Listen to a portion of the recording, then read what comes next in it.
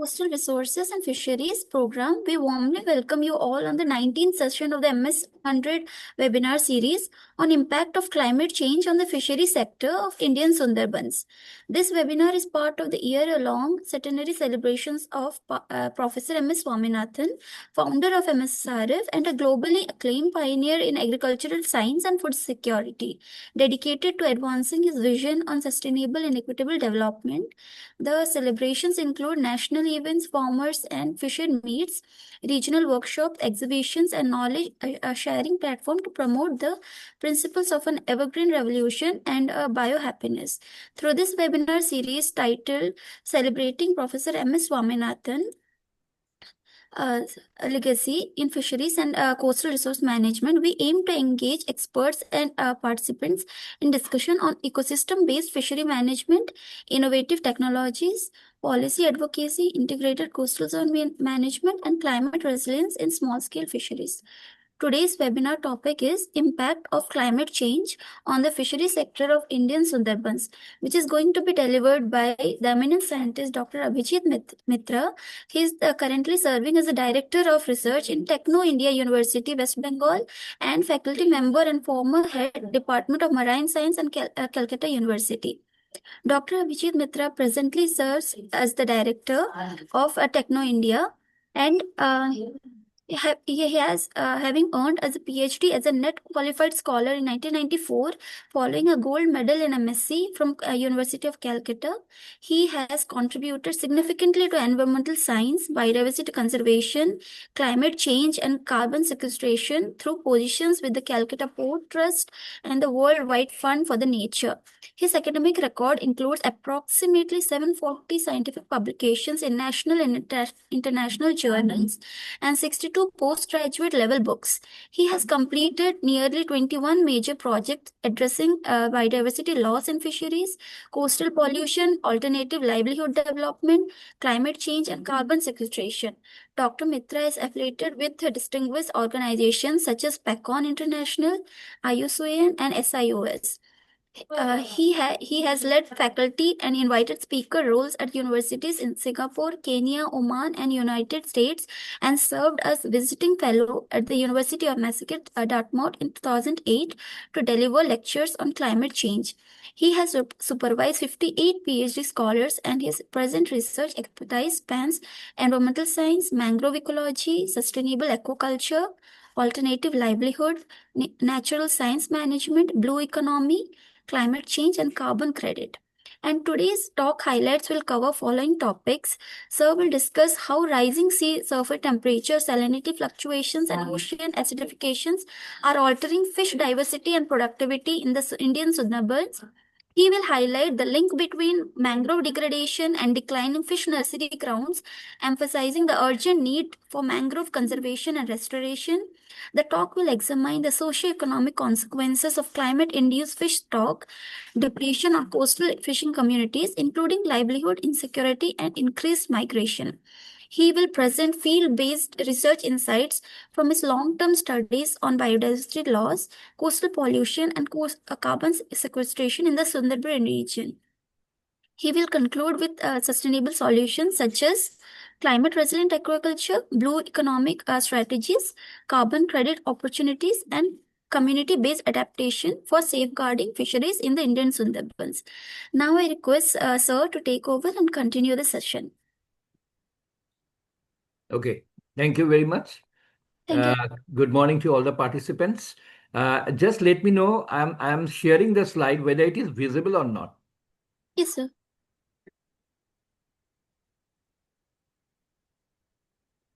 Sir, current, yes, sir, it's visible, sir. It's visible now. It's visible. Okay. Yes, sir.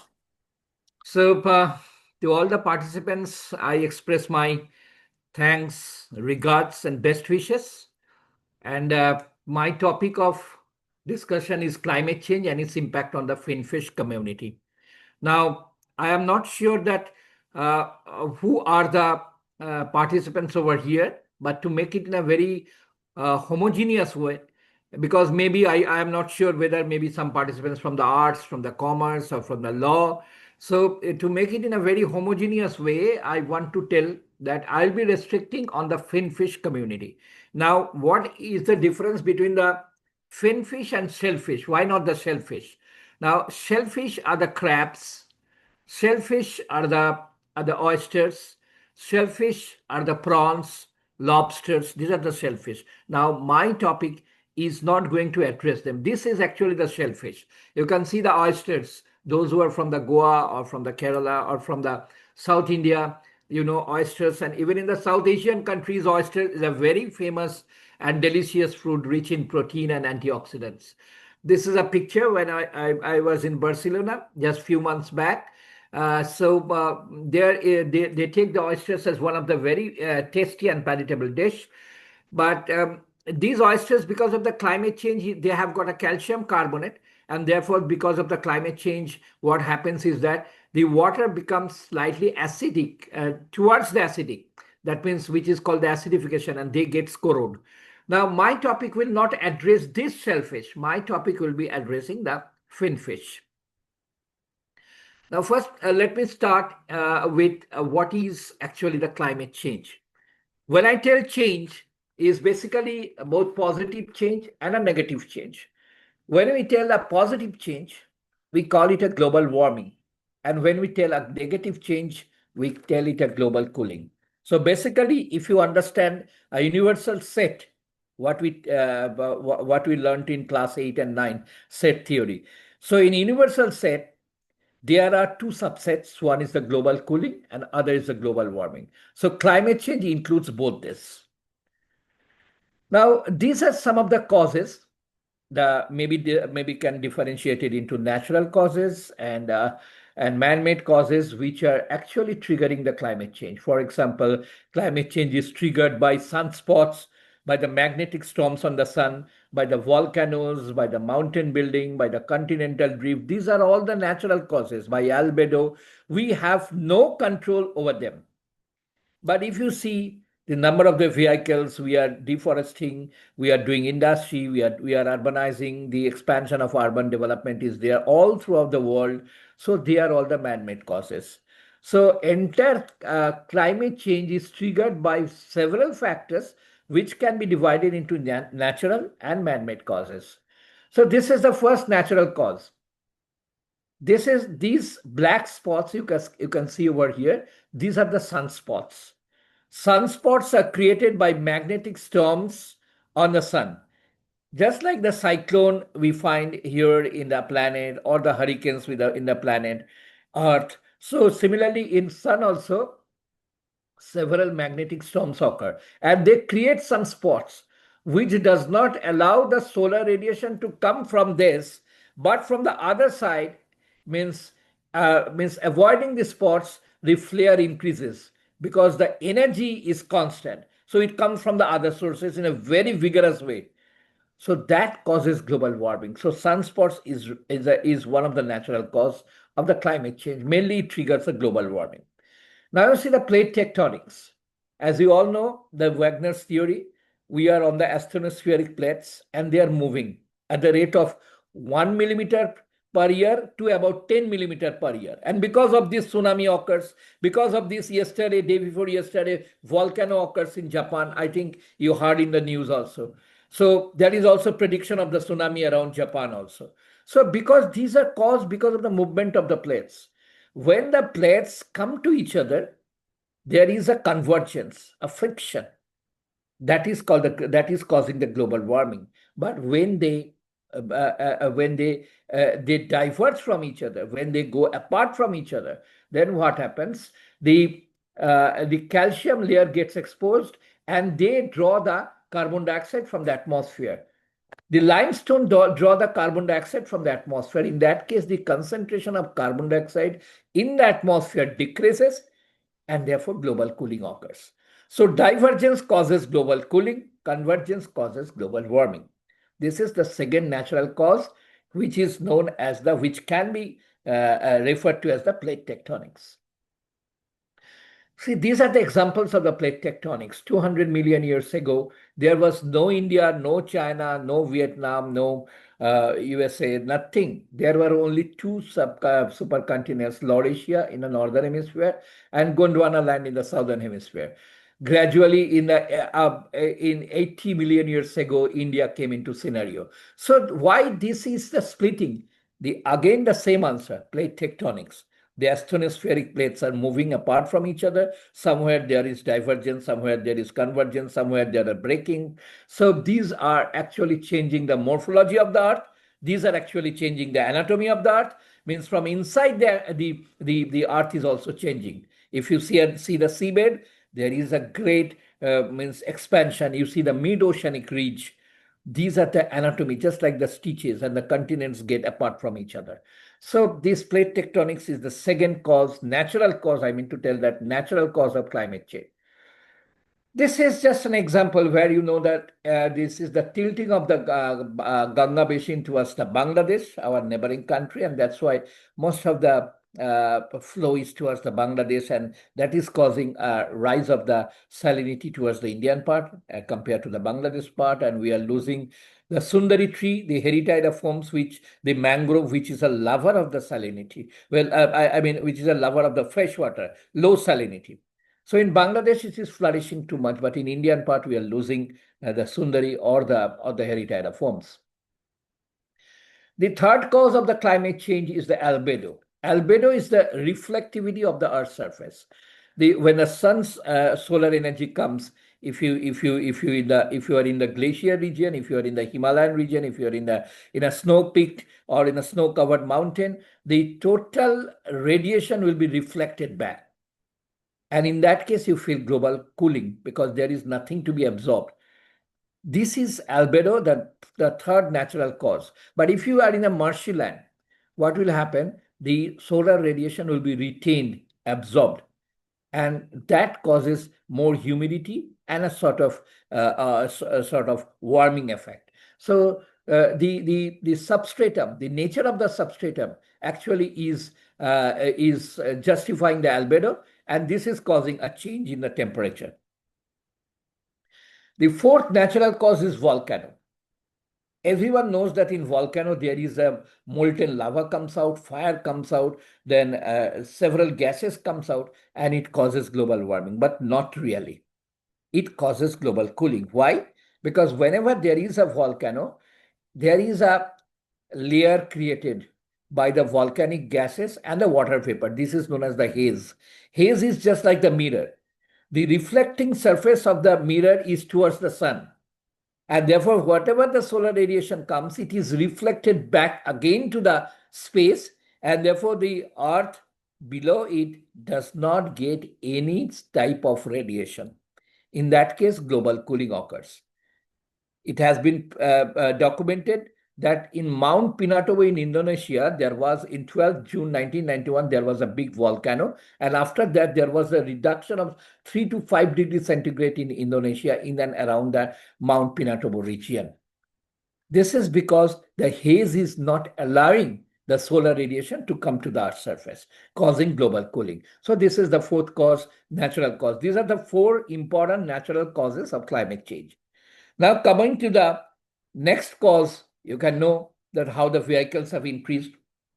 If you want to know about the Kolkata city in the last 3 years, 85,000 small cars, registered cars have increased, and they are creating a lot of emission.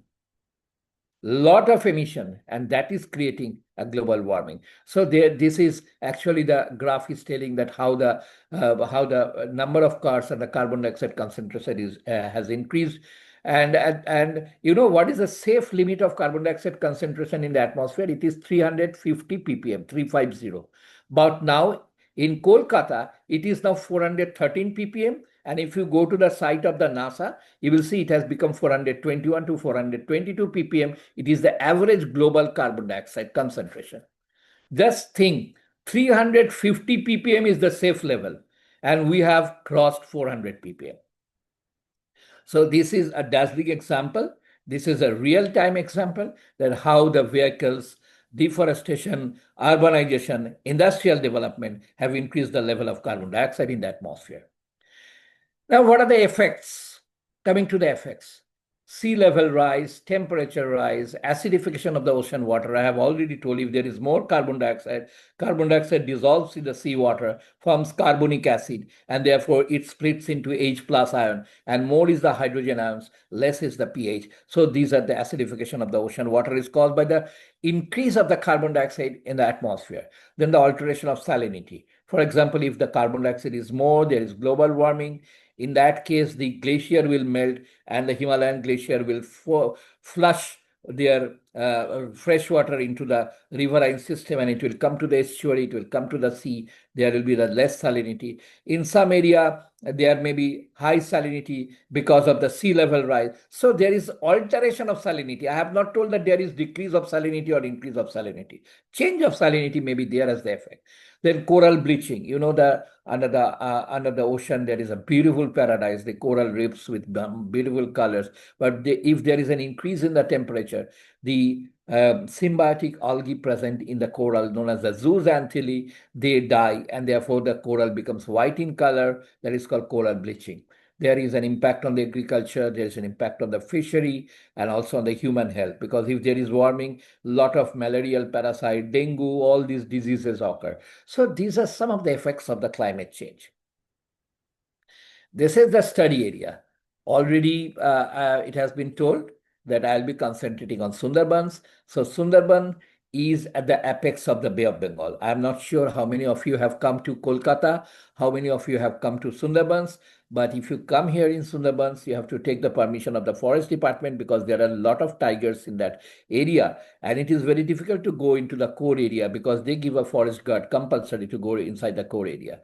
So Sundarban is having 34 varieties of mangrove species, which actually gives amino acids, which actually gives the protein, the decomposed leaves and the litters, and they are the natural feed for the fish juveniles, and they are the beautiful breeding and the nursery ground of the finfish over here. So this is practically the tiger land, a delta at the apex of the Bay of Bengal and in the lower Gangetic plain. So we have got about 24 stations where our research scholars go and do their PhD in several aspects, starting from biotechnology to environmental science to climate science. So these are practically our stations where they go and collect the salinity, pH, temperature, water quality testing, and other various aspects. Now, why I'm showing this skeletal remains of the glacier in the Mount Everest. You see the Mount Everest, how the snow has melted. Why I'm showing it? Because, you know, the climate change is not a small picture. It is linked from Bay of Bengal to Mount Everest. Whenever there is a climate change, why the Bay of Bengal salinity is going down or increasing, that is a question, because Mount Everest glaciers are melting. They are producing the fresh water. Fresh water is coming, and then what happens, you know, the fresh water is diluting the salt water, and there is a decrease of the salinity, which is affecting the fish community, because fish has got a preference for different fish has got a preference for different types of salinity. Now you see, this is the picture of the Gangotri glacier. You can see in 1780 it was here, the blue line. In 2001 this is the picture it has come. That means this much of glacier has melted. I have no record of 2025. Perhaps it has melted more, but it tells the reference of Hasnain tells that 23 meter per year is the melting rate, and therefore all this melted snow comes through the river Ganga and meets the Bay of Bengal. You can see this is the map of the Sundarbans, this is the map of the total Sundarban, which has an area of 9,630 square kilometer. I have divided it into two parts. The western part, I think you can see this water coming here. This is actually connected with the Himalayan region, and the melted water, snow water, comes through this. The fresh water comes through this Ganga, Hooghly estuary, and comes to the Bay of Bengal. So this area is hyposaline. Salinity is very less over here, about 5 to 10 PSU or 5 to 10 parts per thousand. But here you can see the central part of Sundarbans, there is no freshwater input from the upland side because it is already covered with the siltation from the 15th century.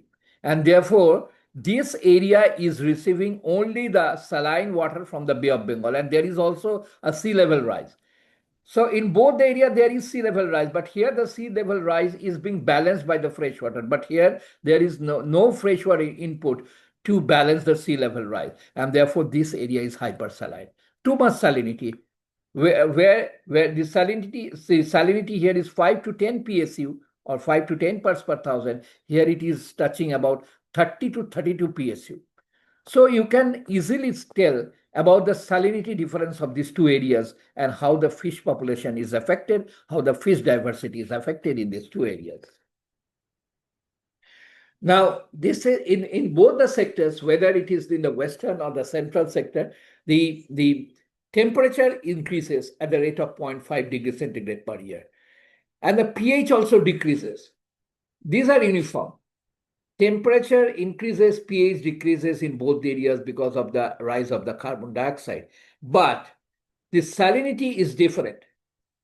You can see in the western sector, the salinity is decreasing, as I have told, because it is getting the melted water from the Gangotri Glacier in Himalayan region. But in the central sector, the salinity is rising. You can see the black mark over here. So because of the change of the salinity, there is a difference in the fish population, in the fish diversity. So this is a more interesting picture. With the MATLAB, it has been shown that how the salinity is decreasing in the western sector, coming from 2000 to 2014, how it is decreasing. But here you can see it is increasing. In the central sector, it is increasing a lot because I have told you, because of the siltation, this effect is seen. Now, in the western sector, we see various types of commercially important fishes, like the hilsa, then Lisa partia, Lisa taddy. They are very, very costly. The hilsa fish is about 1,200 to 1,500 rupees per kg, and they are very costly and also exported in the foreign countries, pomfret. All these are found in the western sector. Why? Because the reason is that there is low saline water. Salinity has changed their migratory route. Salinity has changed their diversity. Salinity has changed the pattern of the biodiversity composition. The first one I'm telling, hilsa fish, is a very tasty one. And this fish breeds in freshwater at 0 PSU. Now, what happens? It cannot go to this, otherwise it will die because of the osmotic irregularity. But this fish migrate to the freshwater zone in the upland area and they breed, and again they come back to the sea. So most of the commercially important costly fishes are found in the western sector, but in the central sector you get trash fishes, 20 rupees per kg, like Bombeda, Harpada neherias. They are very, very less costly, and therefore the livelihood is affected. All the people from the central Indian Sundarbans, the island dwellers, the poor tribals, they are either coming to the Kolkata as a labor or going to the western sector, where there are a lot of fisheries, lot of fish landing stations, etc. and etc. in search of their job. This is really a great shifting for the livelihood pattern in this area. Now, why this is the effect of the salinity? What is the effect of the salinity? There is a reproductive failure. In high salinity, the fish cannot reproduce properly. Then there is a change of the migratory route. In the high saline environment, the important fishes never go. They go prefer the low saline environment. Then many of the phytoplankton also cannot adapt in the high saline environment. So there is a scarcity of the food. And direct mortality is observed when there is a very high salinity, about 30 to 40 PSU. So these are the reasons for the different pattern of the fish composition in both the western and the central part of the Indian Sundarbans. Now, this is how we have addressed the issue. This is as you all know, many of you know that this is the Sanonvina Species Diversity Index. And more the value of this index, the high is the diversity. So we have found that the diversity index of the important commercially important finfish is very high in the western sector, but in the central sector, the diversity index of the trash fish, like the stolliferous, like the harpooner, their diversity increases. So the livelihood also changes, as I have already told, and this is an indicator. We have used this Shannon Wiener index as the proxy.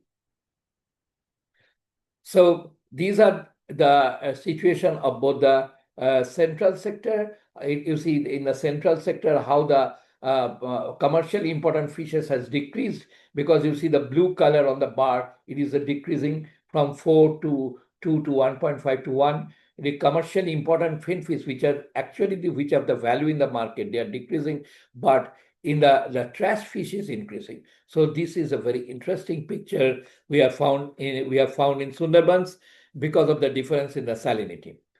Yes, any other effect is there apart from the biodiversity index or the Shannon Wiener index? Yes, there is an effect on the condition factor. You know what is condition factor? Condition factor or the Fulton's condition factor is the ratio of the weight divided by the cube of the length. This is actually the formula.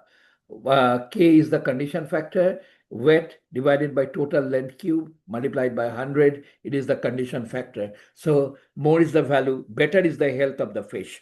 So this has also been studied by many of the researchers, and they have found that in the western sector, for example, I'm just showing you a case study. 0.934 is the condition index of Hilsha, and in the central sector it is 0. Also in the pomfret it is high, in the central sector it is almost very low, 0.587. So these are the different varieties of the fishes they have studied, many researchers have studied. And if you want to get a very full paper of this variety or any other paper from Sundarbans, I'll be happy to circulate it. Even if you give a search in the Google Abhijit Mitra, Abhijit Abhijit Mitra mangrove, you get a lot of papers and books which tell about the Sundarban stories, which tell how the mangroves are affected, how the fish population is affected because of the change in salinity, how the climate change has affected this. So these are some of the numericals I'm showing you, just how it is changing. But if you the moral of the story is that the western sector has a more congenial environment because of the less salinity, and you get a more variety of commercially important fish which are actually the value in the market. But if you go to the central sector, again you see the central sector, the condition index of the trash fish like Coelia, Harpodon, then Trichurias, they are having a more condition index because they are gaining a health in the high salinity. But for what for their use?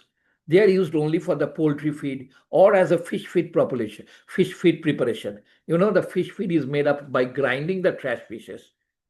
So for that purpose, they are used, and it varies only for 20 to 50 rupees per kg compared to 500 to 1200 rupees per kg of the commercially important fishes that are found in the Western Indian Sundarbans. So these are actually the scenario how the livelihood are affected because you get more amount of trash fishes, low valued fishes in a central sector. So the moral of the story is central sector has a congenial environment for the trash finfish variety.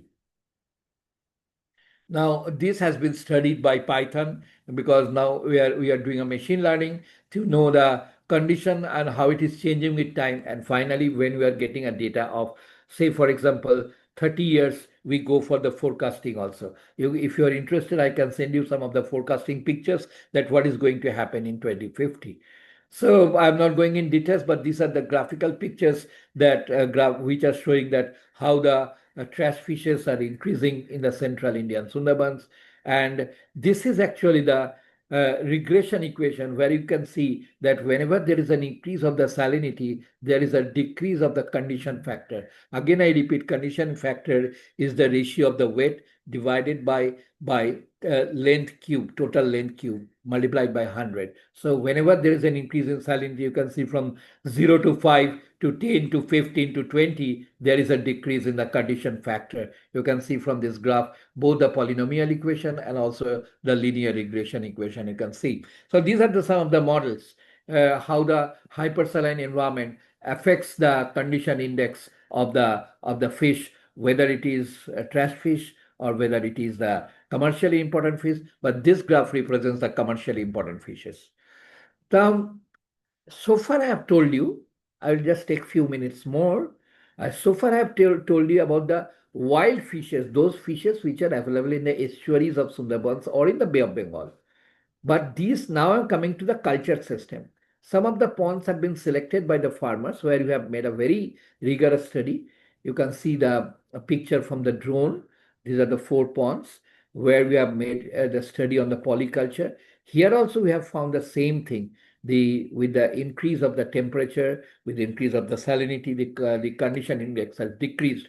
So what we have what we have tried is that when we have found that the plankton is decreasing, therefore we have to give some we had to give some special emphasis on the formulated fish. We started using probiotics because in the fish feed they use the trash shrimp dust or the dry fish dust. In our specially formulated fish feed, which is now under patent, it has been submitted for patent. We have totally deleted this 20% shrimp dust and dry fish dust because they are the ones which pollute the water. They are the ones which produces ammonia and the organic load in the water. So we have totally deleted this part with the probiotics, mainly the lactobacillus, of course, and there are various strains of bacteria.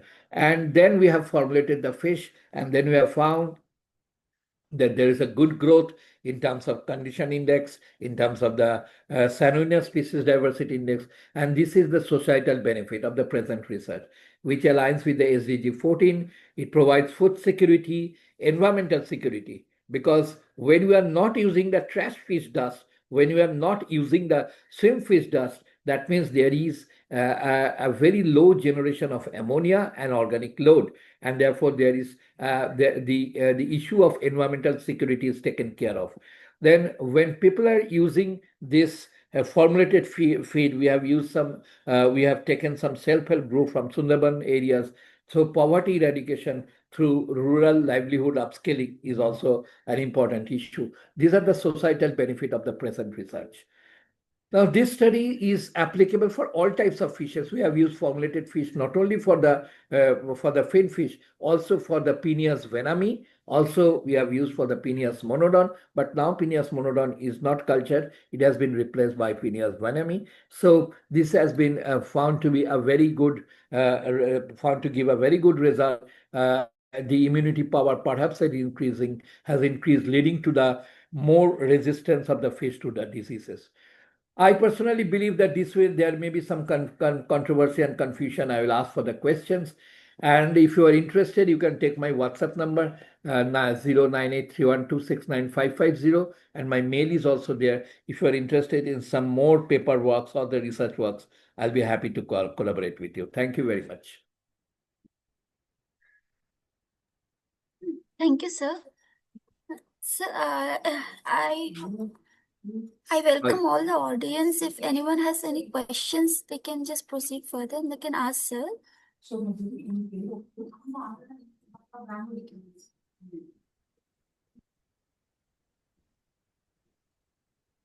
Yeah. Anybody has any question?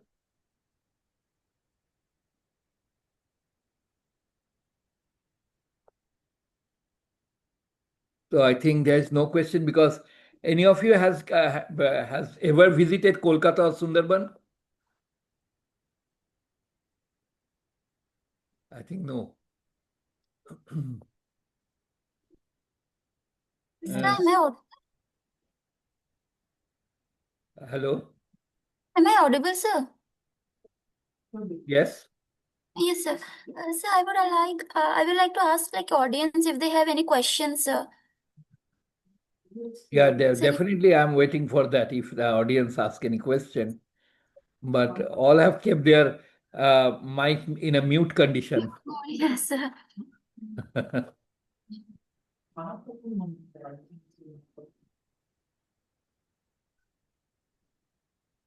Okay. If there is no question, then can I leave the platform? Yes, sir. Yes, sir. I'll just give a vote of thanks, sir. Thank you so much, sir, for giving your time. So it was a really nice presentation, sir. It gave a really broader view for us, for each of us on the Sundarbans area, sir, and Okay, thank a you. very good view on the climate change also, and what is the impact it is having on the fish diversity also. Thank you so much, sir. And So also, I have given you my WhatsApp number. Also, the mail yes, is sir. there with you. If anybody is interested in a full paper or something like that, I'll be happy to collaborate. I'll circulate the number, sir. I'll circulate the number. Okay, thank you very much. Thank Thank you. you. Thank you so much, sir. Thank you so much, sir. Thank you. Thank you.